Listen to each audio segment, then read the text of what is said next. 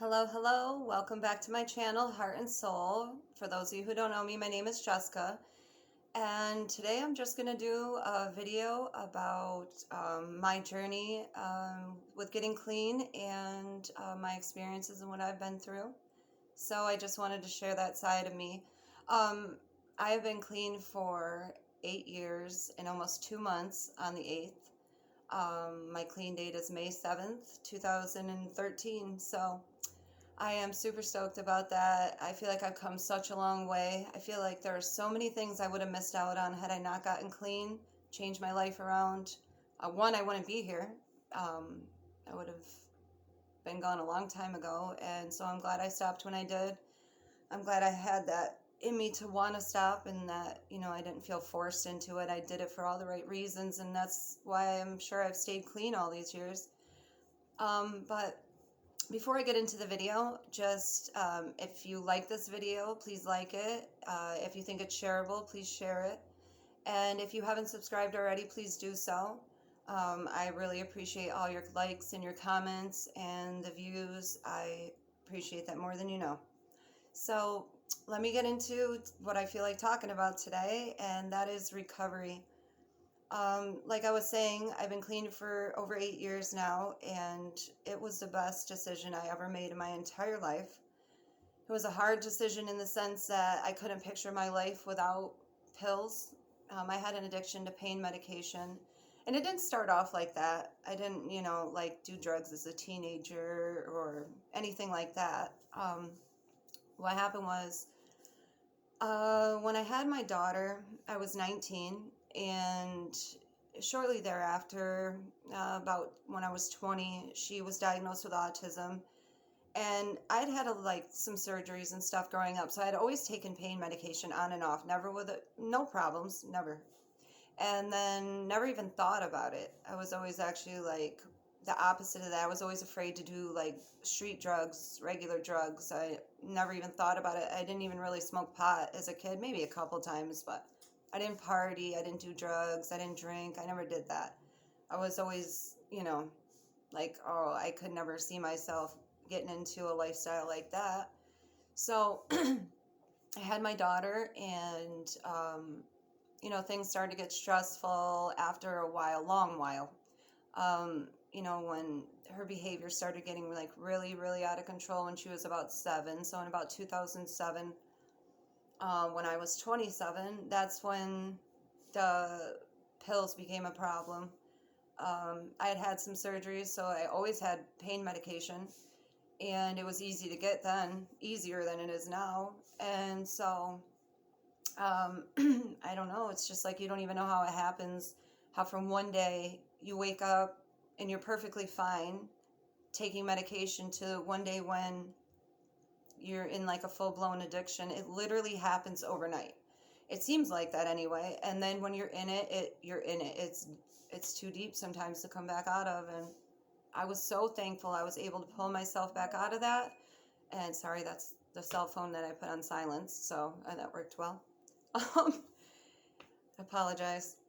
So there's just, I don't know, so many great things about getting clean, and I was able to do that, and I'm so thankful that I had people to stand by me that believed in me. And you know what? At one point, I don't feel like anybody, I feel like they loved me and they wanted the best for me, but I don't know if they really believed in me. But I believed in me. And I was like, this is what I'm going to do. I know I can do this. I need to do this. I want to change my life. My daughter deserves this. And, she has autism and epilepsy. So what good am I to her if I'm no good to myself? She needs me. She needs me, and I need her. And that's why I did it. I got clean. And so I used I'm sorry, I'm like skipping around. I'm trying to think back to, I try to put this out of my mind. So I'm thinking back, and it's coming like kind of jumbled. So I apologize about that. But so anyway, when I was 27, I started with the pill addiction, and it started to really spiral out of control after my grandma passed away in 2011. So I was 31 at that time. And I just remember things just getting worse. But the reason I started taking pills was because it was easier to feel numb than it was to feel sad all the time, every day.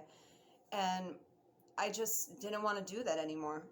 I didn't want to get help. I didn't feel like anybody believed or realized what I was going through, like to the extreme it was, or I didn't feel like anybody understood me. So why tell somebody who's not going to understand anything you're going through? In my mind, I thought this. So I didn't talk to anybody. I just kept it right in here. And it just bottled up. And then it turned to self-medicating. And the self-medicating led to a horrible addiction that if I would have been sensical like how I am now and realized what's going on. Sensical, that's a word, right? I think that's a word. So you know what I mean. I would have never gone down that path. I would have realized that, if I talk to somebody or deal with my problems instead of covering them up with drugs or whatever you cover your problems up with, however you self-medicate, not only do you have that same problem, but now you have a horrible addiction that comes along with it.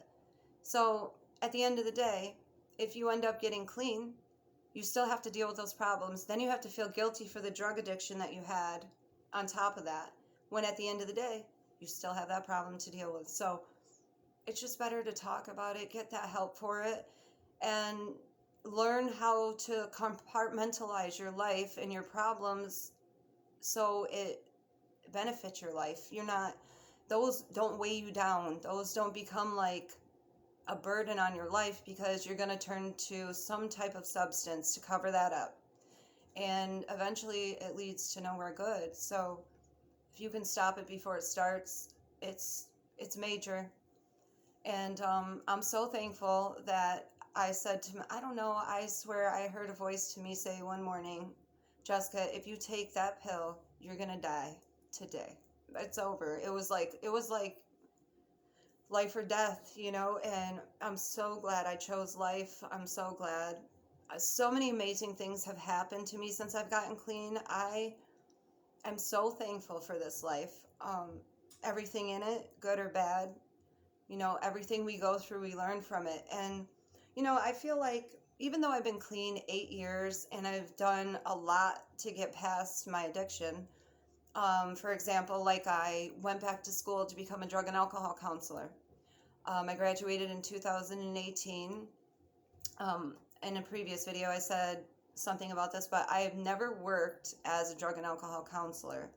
I've always been at home, but I knew that when my daughter was finished with school and, she was doing her like Rehab program, that I would be able to work. I would have that time. So I went and got that. She just graduated. So I'm really hoping that within the next year or two, I can start, some type of, I don't know, training or, I cannot think of that word for some odd reason, but start working in a rehab facility. I would love to work inpatient. I had such a wonderful experience when I went to rehab. The lady that I had, my counselor there, she was such a great lady. She was so sweet. It made me feel so safe. And like I could tell her anything. She wasn't judging me. And I could tell just from talking to her that she had had a prior addiction. She just knew too much. She knew everything I was talking about. And I've actually made a comment about this before, but I feel like people who are addicts understand addicts. And if you have never been a drug addict, it's hard for addicts to relate to you. We figure like, oh, well, you've never been an addict. You don't know why we do the things we do, why we have triggers, certain things that only addicts know about. So when I ended up with this lady, she just, I don't know, she believed in me. She said to me, on the second day that I was there, she said, only 2% really make it out of each, I guess, round every 30 days for rehab. And she said, I feel like you're going to be one of the 2 that make it. And that just always stuck with me. And I was like, you know what? I am going to make it. But I was there for all the right reasons. I put myself in there. I wanted to be there. I didn't do it because someone told me I had to go because court mandated me to go. In those situations, 99% of the time, the person who's being forced into drug treatment is not going to get clean. If they're not there because they want to be there, they're not going to get clean. They're being forced into it. They're doing it because they feel like they have to, or they have no other option, or they're going to go to prison and they're trying to avoid that, or, whatever it is. But you have to do it for the right reasons. And the right reasons are because you feel like it's time for you to get clean. Those are the right reasons. Anything other than that, you're wasting your time. You're giving your loved ones false hope. It is not even worth it.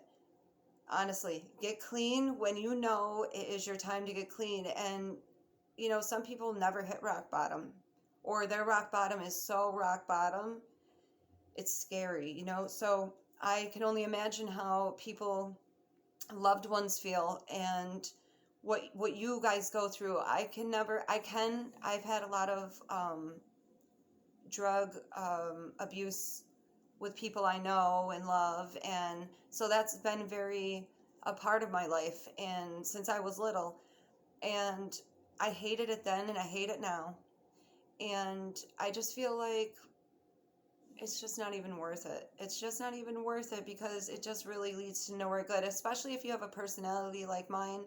I have a very addictive personality. Everything I do is in excess, like I vape. When I vape all day.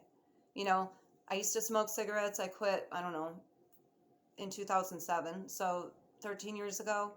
But I smoked 2 packs a day, so that's why I never drank, because I knew I'd be an alcoholic. Or I knew I never did drugs because I would be completely all the way rock bottom. So I know that about myself, thankfully. It hasn't always stopped me or helped me make the right choices, but in the end, I'm an all or nothing type of person. So when I make up my mind to do something, I can drop it like that. It's a good thing and a bad thing, because I can do that with people too, and that's not always healthy. I feel like I just shut stuff out, and that's how I deal with it. I just don't even deal with it, and then it just builds and builds, and then, popping pills, and that's how it starts. And I just wanted to share with you guys, like, some more about me, like my life, who I am. And addiction is so prevalent, and it always will be. And I just feel like a lot of people can relate to being an addict, or being a recovering addict, or knowing somebody that has an addiction that you love or worry about. And just know that from my standpoint, to people who are watching their loved one basically just drive themselves into the ground, it's not personal. It's nothing you did. It's something we're going through, something we're not dealing with, that we're trying to cover up. Whether it be denial of some sort. And, that's what we do. It's easier not to talk about it. And then, another thing with drugs is, like, you do drugs for so long that it just becomes a part of who you are. Like, you take drugs to feel normal. You don't even take drugs to get high anymore. Of course, you're always chasing a high that you'll never get again. That a lot of addicts look for the high that they get the very first time they do a drug. Once you do that very first drug, like, a lot of people are looking for a high that they'll never get. So their whole drug career, they're chasing a high they'll never get, so they do more and more and more. And it's such a delusional way of thinking. When I think about it now, I'm like, what? It's the stuff I did then, I would never do sober-minded, like, and that's the scary part. It's like, wow, drugs change you from morals and values, hopefully, some of the time, to drugs are number one. But you never stop loving the people that you love. Even though it feels like that, we never stop loving you. We stop loving ourselves. We start loving drugs more. And they rule our life. Like, we make bad choices. But it's not because we don't love you. or because we don't appreciate you. And it's just terrible. I hate it, and I'm glad I'm out of it, and I'm glad it's 8 years and counting. And I am just so thankful for this life and the people I have in it. And, like, I would have missed out on so much with my beautiful daughter, my mom, everybody around me, getting married, going back to school to become a drug and alcohol counselor, helping people. Like, I don't know, feel like I have more of a purpose than being an addict. I have way more to offer than that. And we all have more to offer than addiction. I mean, damn. So I just hope and pray that, people find that purpose, that whatever it is that you're supposed to be here for, whether you know why you're here or not, whatever your purpose in life is, there is a purpose. You may never know what that is, but you're here for a reason. And don't take that away from yourself. Never take that away from yourself. You deserve to be here. You deserve to have a good life. All the things that everyone deserves: happiness, love, respect.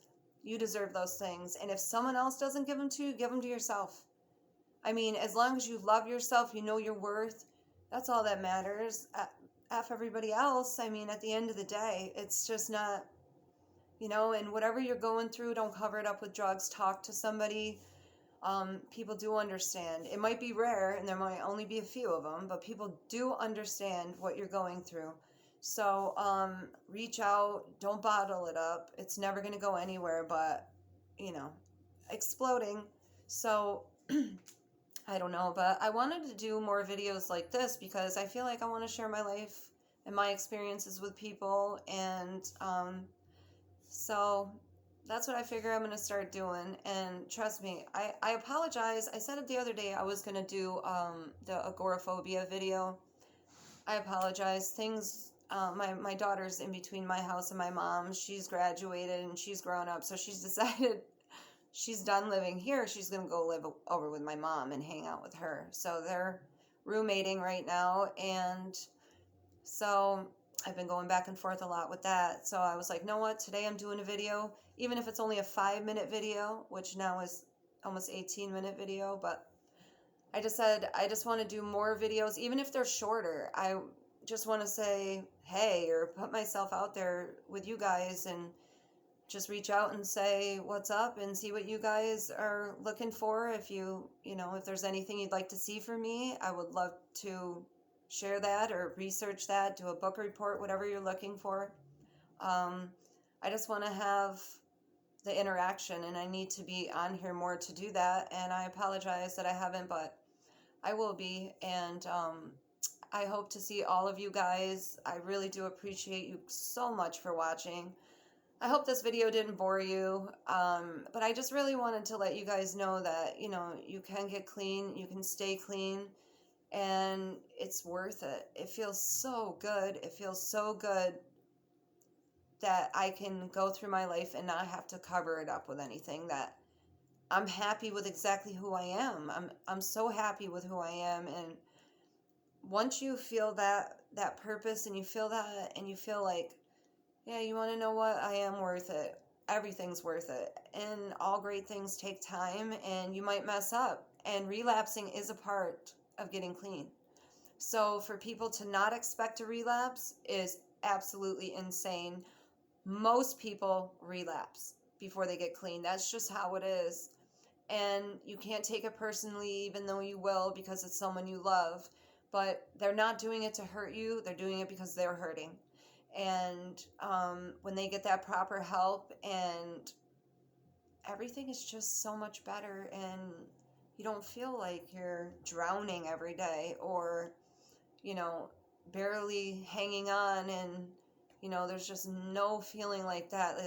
It's not worth it. It's not worth it. So I just want to say thank you so much for watching. Please like this video if you like it. Please share it if you find it shareable. And please subscribe to Heart and Soul if you haven't done so already. Thank you so much for watching. I appreciate you guys.